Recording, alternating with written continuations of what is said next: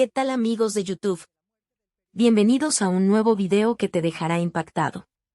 El 2025 hectárea ha sido implacable con el mundo del espectáculo y hoy te traemos la lista de actores mexicanos fallecidos en 2025 que seguramente no lo supiste. Grandes talentos que nos han dejado este año y cuyas partidas tal vez pasaron desapercibidas. Antes de comenzar, no olvides darle like a este video, activar la campanita de notificaciones y suscribirte al canal para no perderte ninguno de nuestros contenidos. Prepárate para una dosis de nostalgia y sorpresa mientras recordamos a estas estrellas que brillaron en la pantalla mexicana y que este año nos han dicho adiós. Comencemos con esta impactante lista que te dejará sin palabras. 10. Adán Manzano, fallecido el 6 de febrero de 2025. Adán Manzano Aguilar representó una voz inconfundible para la comunidad hispanohablante en el ámbito deportivo estadounidense. Nacido en la Ciudad de México, este apasionado periodista deportivo construyó una carrera sólida basada en su conocimiento profundo y su carisma innato frente a las cámaras. Su trayectoria profesional dio un giro significativo en 2018, cuando decidió trasladarse a Kansas City, un movimiento que marcaría el inicio de una etapa prolífica en su carrera. En tierra estadounidense, Manzano logró posicionarse como un comunicador de referencia, especialmente en la cobertura del béisbol y fútbol americano.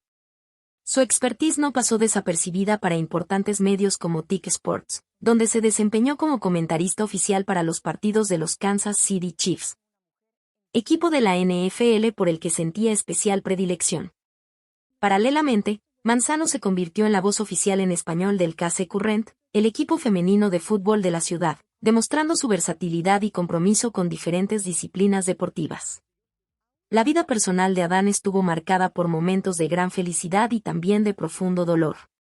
Su matrimonio con As representó una etapa de estabilidad y plenitud, especialmente tras el nacimiento de su pequeña hija. Sin embargo, el destino le tenía preparado un golpe devastador. En abril de 2024, su esposa perdió la vida en un trágico accidente automovilístico en Kansas. Este suceso transformó radicalmente su vida, convirtiéndolo en padre soltero de una niña de apenas 2 años.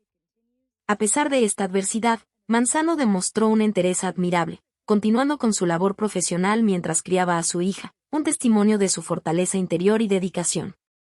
La fatídica mañana del 6 de febrero de 2025, mientras se encontraba en Nueva Orleans cubriendo los eventos previos al Super Bowl Alex, uno de los acontecimientos deportivos más importantes del año, Adán Manzano fue hallado sin vida en la habitación de su hotel. Las circunstancias de su muerte estuvieron rodeadas de misterio desde el principio, generando conmoción en la comunidad periodística internacional. Las investigaciones posteriores llevaron a un giro inesperado cuando las autoridades detuvieron a Tara Culver, una mujer de 48 años que fue descubierta utilizando las tarjetas de crédito y el teléfono celular del periodista fallecido. Este elemento añadió un componente criminal a la ya de por sí trágica noticia, intensificando el impacto mediático del caso. Los detalles completos sobre cómo ocurrieron los hechos aún no han sido esclarecidos en su totalidad por las autoridades competentes, lo que ha generado numerosas especulaciones en medios y redes sociales. El fallecimiento de Adán Manzano dejó un vacío irreparable no solo en su familia, especialmente en su pequeña hija, ahora huérfana de ambos padres, sino también en la comunidad periodística deportiva latinoamericana en Estados Unidos, donde se había consolidado como un referente por su profesionalismo, conocimiento y calidez. Sus colegas lo recuerdan como un comunicador apasionado, meticuloso en la investigación y con una capacidad única para conectar con la audiencia hispanohablante, haciéndole sentir el deporte americano como algo propio. Diversos tributos y homenajes se organizaron tras su partida, tanto en México como en Kansas City, donde había construido su hogar en los últimos años. Su legado como pionero en la narración deportiva en español en territorios tradicionalmente anglófonos permanecerá como un referente para las futuras generaciones de periodistas deportivos. 9. Enrique Páez Rubio, fallecido el 9 de enero de 2025. La madrugada del 9 de enero de 2025 marcó el adiós definitivo de uno de los rostros más queridos de la televisión regional mexicana, Enrique Páez Rubio. Aunque su nombre tal vez no resonaba con la misma intensidad en los círculos internacionales del espectáculo, Páez Rubio construyó una carrera sólida y respetada en el ámbito teatral y televisivo mexicano, dejando una huella indeleble especialmente en el norte del país. Nacido en Monterrey, Nuevo León, Enrique mostró desde temprana edad una inclinación natural hacia las artes escénicas. Su formación como actor comenzó en talleres locales, perfeccionándose posteriormente en la Ciudad de México, donde recibió educación formal en actuación y dirección teatral. Esta combinación de educación académica y experiencia práctica le permitió desarrollar un estilo interpretativo único, caracterizado por su versatilidad y profundidad emocional. Su trayectoria profesional abarcó diversas facetas del mundo artístico. Como actor, participó en numerosas producciones teatrales de renombre, interpretando desde clásicos universales hasta obras contemporáneas mexicanas. Su capacidad para transformarse y dar vida a personajes complejos le ganó el respeto de críticos y colegas. Paralelamente, Páez Rubio incursionó en la producción teatral, impulsando proyectos independientes que buscaban renovar la escena teatral regiomontana y dar espacio a nuevos talentos. Sin embargo, fue su interpretación del personaje El Pachuco en el popular programa Acábatelo, conducido por Mario Besares, lo que lo catapultó a la fama regional. Este personaje, caracterizado por su vestimenta estrafalaria, su lenguaje peculiar y su actitud irreverente, conquistó al público por su autenticidad y carisma. A través del Pachuco, Páez Rubio logró conectar con audiencias de todas las edades, convirtiéndose en un ícono de la cultura popular del noreste mexicano. Más allá de su faceta como actor, Enrique era reconocido por su compromiso con causas sociales. Participaba activamente en proyectos comunitarios utilizando el teatro como herramienta de transformación social, especialmente en barrios marginados de Monterrey. Su trabajo con jóvenes en situación de vulnerabilidad, enseñándoles habilidades teatrales como medio de expresión y desarrollo personal, dejó un impacto significativo en muchas vidas. La noticia de su fallecimiento fue comunicada por su amigo cercano y colega, el actor Hernán Moreno, a través de redes sociales, generando una oleada de mensajes de condolencia tanto de figuras públicas como de sus numerosos seguidores. Hoy el teatro y la televisión regiomontana están de luto. Nos ha dejado un grande, un maestro, un amigo entrañable. Enrique, tu Pachuco vivirá por siempre en el corazón de todos los que te admiramos, escribió Moreno en un emotivo mensaje. Las circunstancias exactas de su muerte no han sido reveladas públicamente, respetando la privacidad solicitada por su familia. Esta falta de información ha generado diversas especulaciones, aunque sus allegados han pedido enfocarse en celebrar su legado artístico más que en las circunstancias de su partida. Su funeral, celebrado en Monterrey, reunió a numerosas personalidades del ámbito artístico regional, así como a cientos de fans que quisieron dar su último adiós al querido Pachuco. Como homenaje póstumo, el programa Acábatelo dedicó una emisión especial a su memoria, recopilando los momentos más memorables de su participación y testimonios de quienes trabajaron con él. El legado de Enrique Páez Rubio trasciende las pantallas y los escenarios, manifestándose en la influencia que ejerció sobre toda una generación de actores del norte de México y en el cariño inquebrantable de un público que, aún después de su partida, continúa celebrando su talento y humanidad. 8. Alberto Onofre, fallecido el 9 de enero de 2025. El 9 de enero de 2025 quedará marcado en la historia del fútbol mexicano como el día en que se apagó la vida de Alberto Onofre, una de las figuras más emblemáticas y al mismo tiempo más trágicas del balompié nacional. Reconocido como una verdadera leyenda de las Chivas Rayadas del Guadalajara, Onofre representó tanto el esplendor como la fragilidad de la carrera futbolística, convirtiéndose en símbolo de lo que pudo ser y no fue. Nacido en los barrios populares de Guadalajara, Jalisco, Alberto Onofre manifestó desde temprana edad un talento excepcional para el fútbol. Su habilidad natural para controlar el balón, su visión periférica del juego y su capacidad goleadora llamaron la atención de visores del Club Deportivo Guadalajara, quien lo incorporó a sus fuerzas básicas cuando apenas era un adolescente. A la edad de 17 años, Onofre debutó con el primer equipo de las Chivas en un partido que marcaría el inicio de una carrera prometedora. Su adaptación al fútbol profesional fue sorprendentemente rápida, demostrando una madurez futbolística inusual para su edad.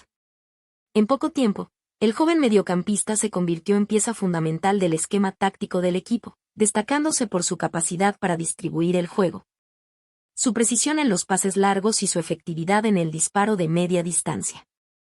Los años siguientes consolidaron a Onofre no solo como figura indiscutible de las Chivas, sino como una de las grandes promesas del fútbol mexicano. Su capacidad para decidir partidos en momentos cruciales lo catapultó a la selección nacional, donde rápidamente se ganó un lugar en el once titular. Sus actuaciones con el tricolor fueron sobresalientes, especialmente durante las eliminatorias para el Mundial de México 70, donde se perfilaba como la gran figura de la selección anfitriona. El destino, sin embargo, tenía preparado un cruel giro en su historia.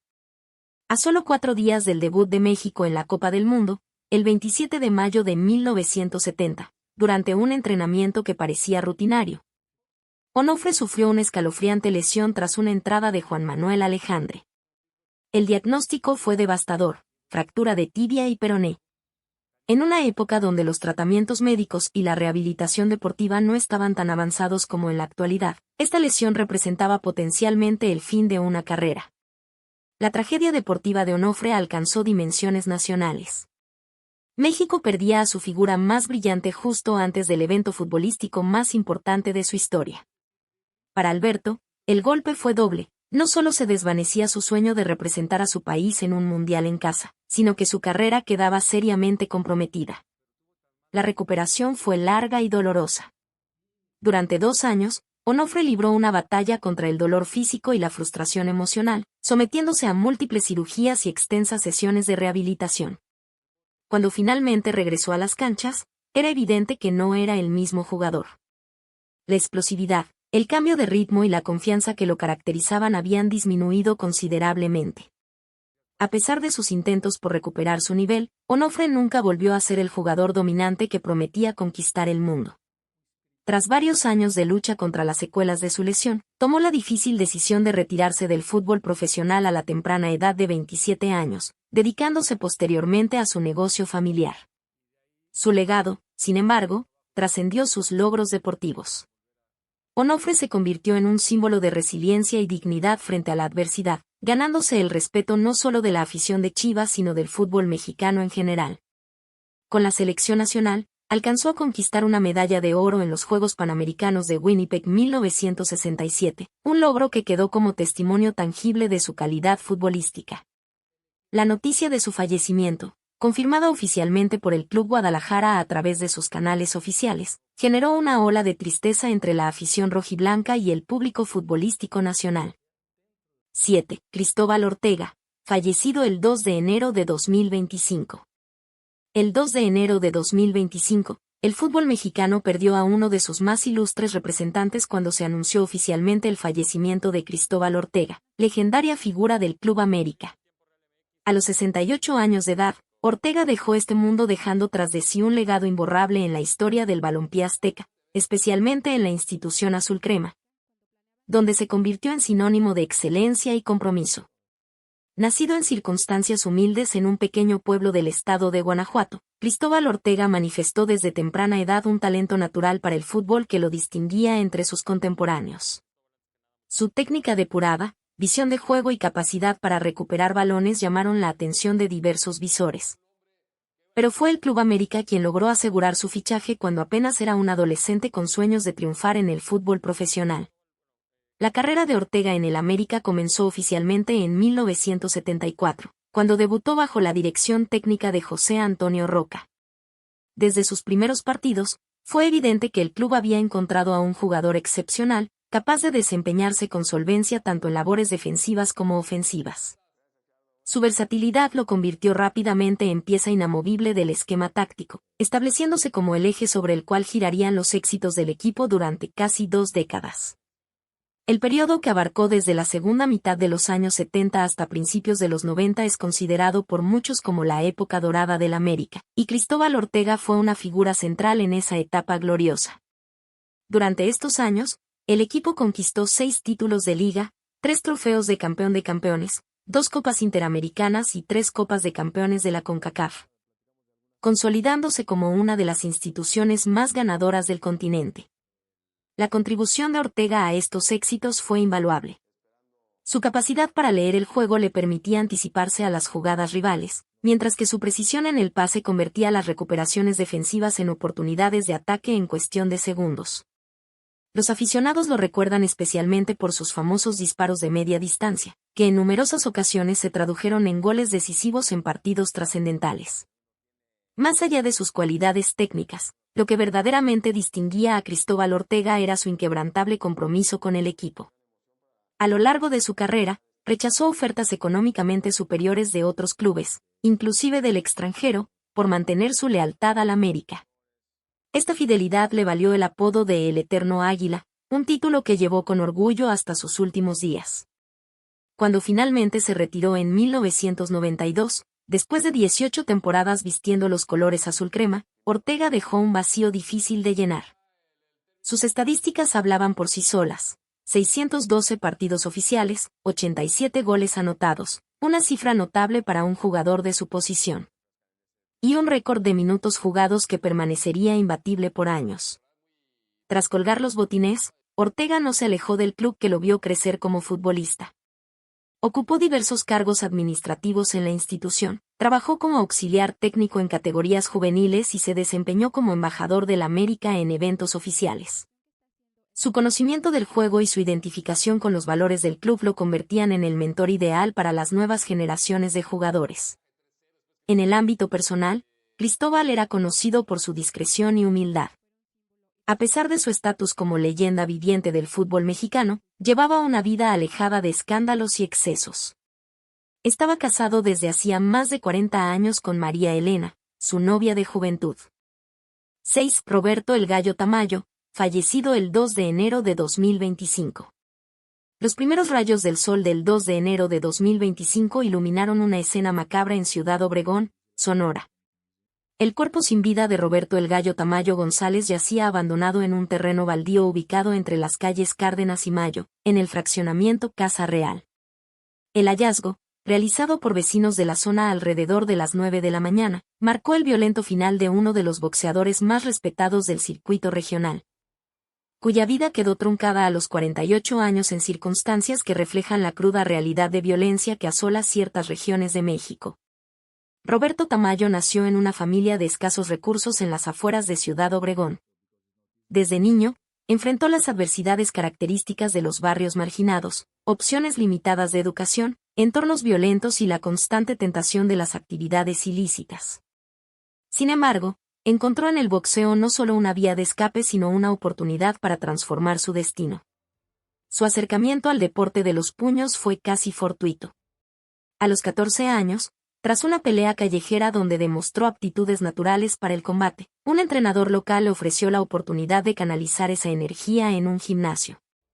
Bajo la tutela de Ramón el Tigre Valenzuela, un exboxeador convertido en entrenador, Roberto comenzó a pulir su técnica y a desarrollar las habilidades que eventualmente le permitirían destacar en el ámbito profesional.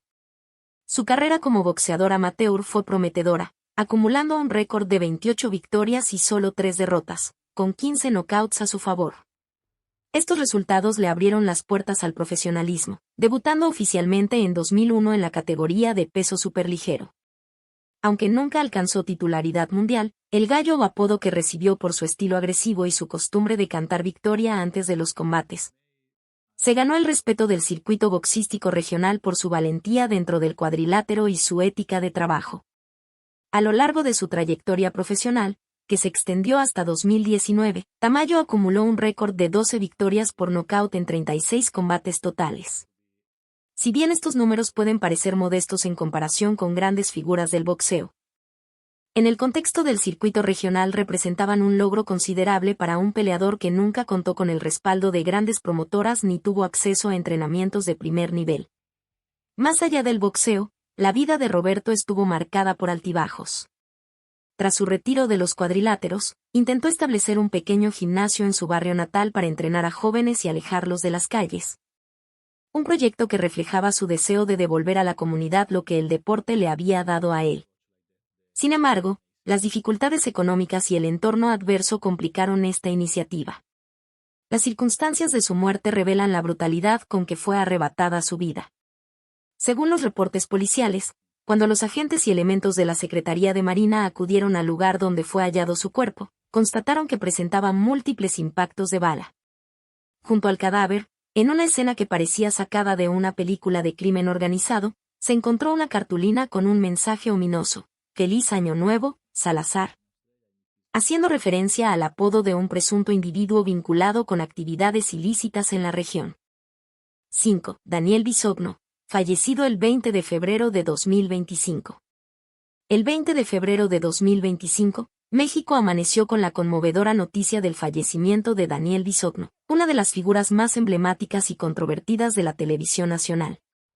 A los 51 años, el conductor, actor y empresario perdió la batalla contra las complicaciones de salud que venía enfrentando desde hacía varios años, dejando un vacío irreparable en el programa Ventaneando y en la industria del entretenimiento mexicano.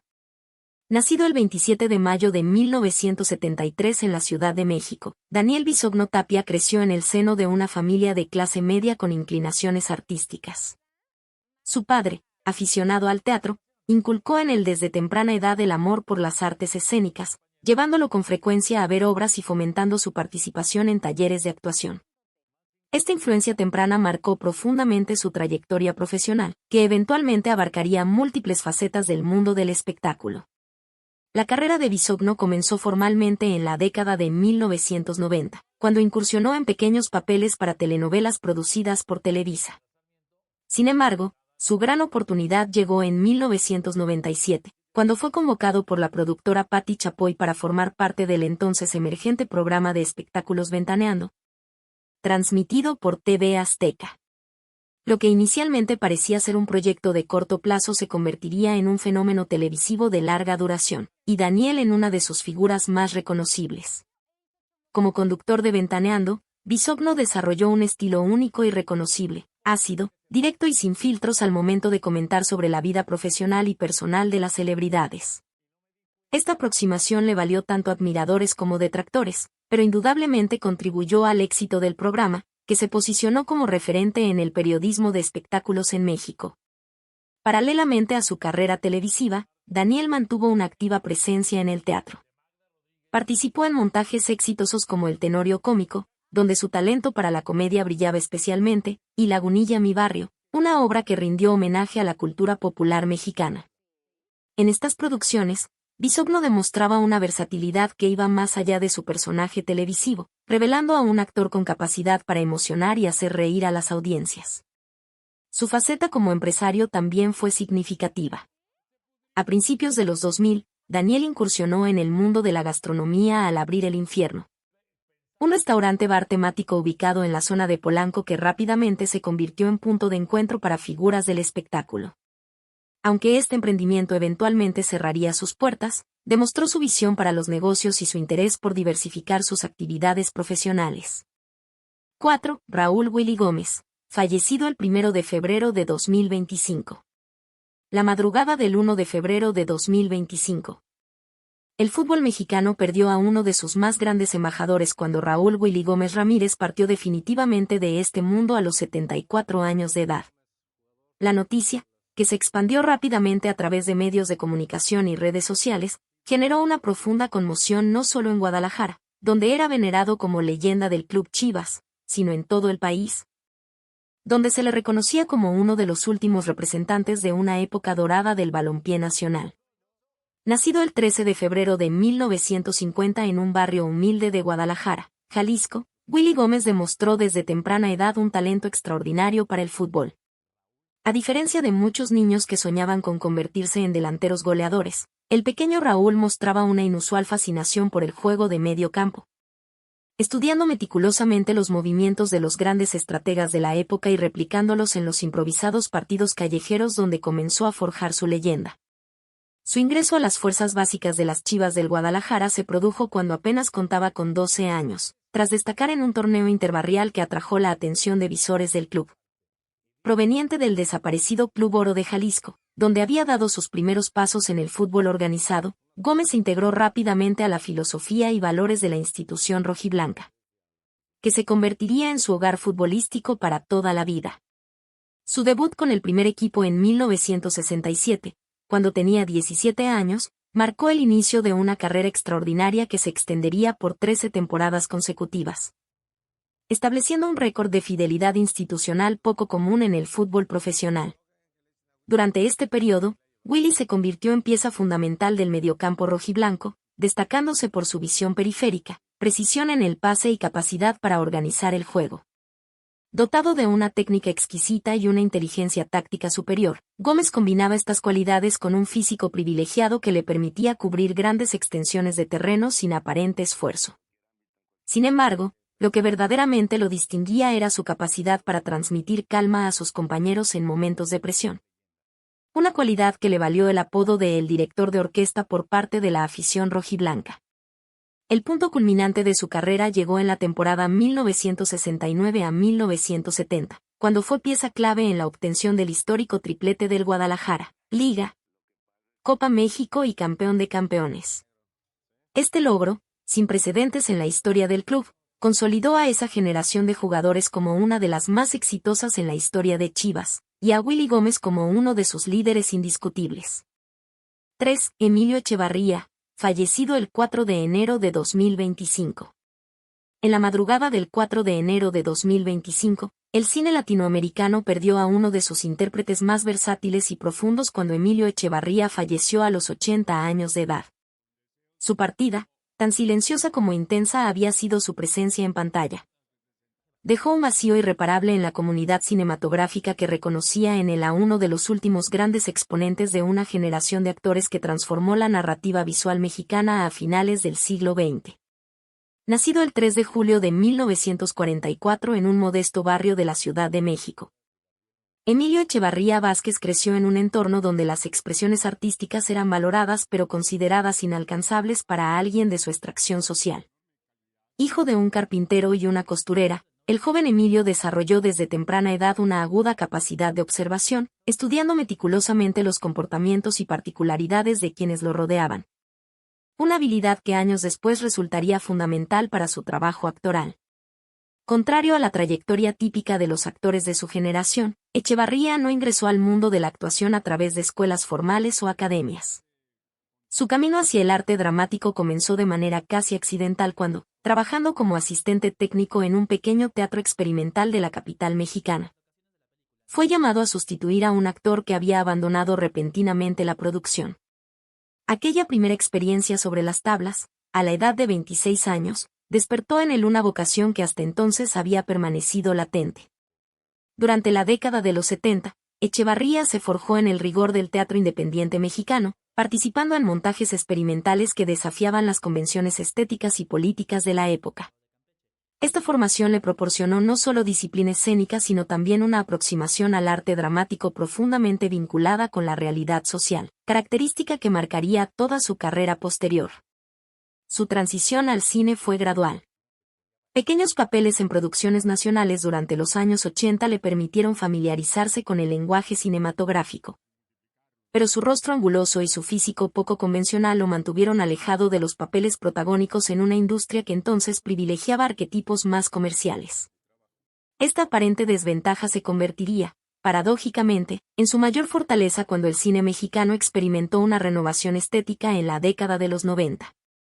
El punto de inflexión en la carrera de Echevarría llegó en el año 2000, cuando el director debutante Alejandro González Iñárritu lo seleccionó para interpretar a Martín, el Chivo, en la película Amores Perros. Este personaje complejo, un exguerrillero convertido en asesino a sueldo que vive rodeado de perros callejeros mientras busca redención, permitió a Emilio desplegar toda la intensidad emocional y la profundidad psicológica que había cultivado durante décadas de trabajo escénico. 2. Paquita la del barrio, fallecida el 17 de febrero de 2025.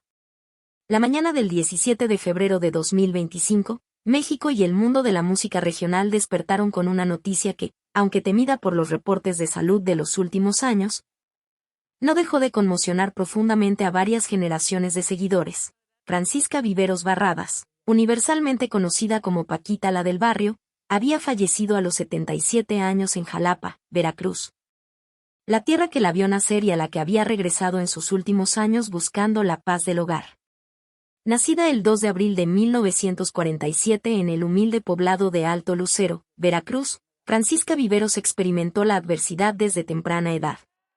Huérfana de madre a los 8 meses y con un padre ausente, fue criada por una tía que, a pesar de las limitaciones económicas, reconoció y alentó su talento musical innato.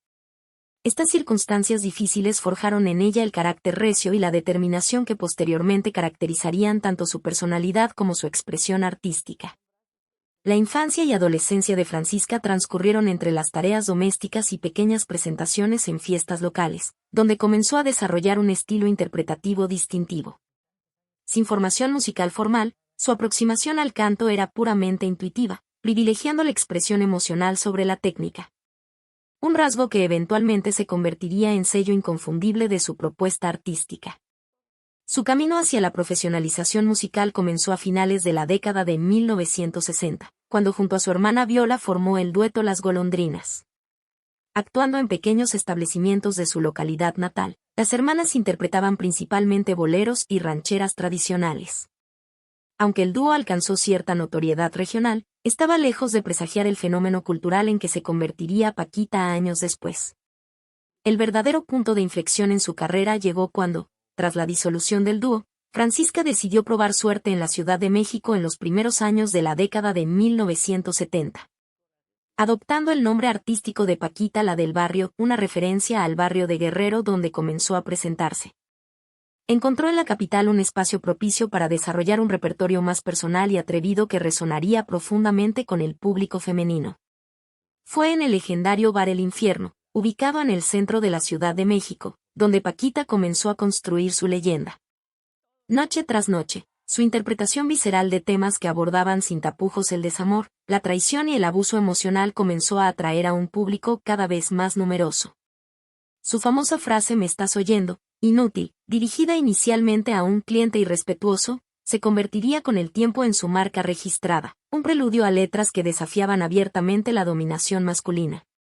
A diferencia de muchas cantantes de música regional que suavizaban su imagen para ajustarse a las expectativas comerciales, Paquita construyó una personalidad escénica auténtica y sin concesiones.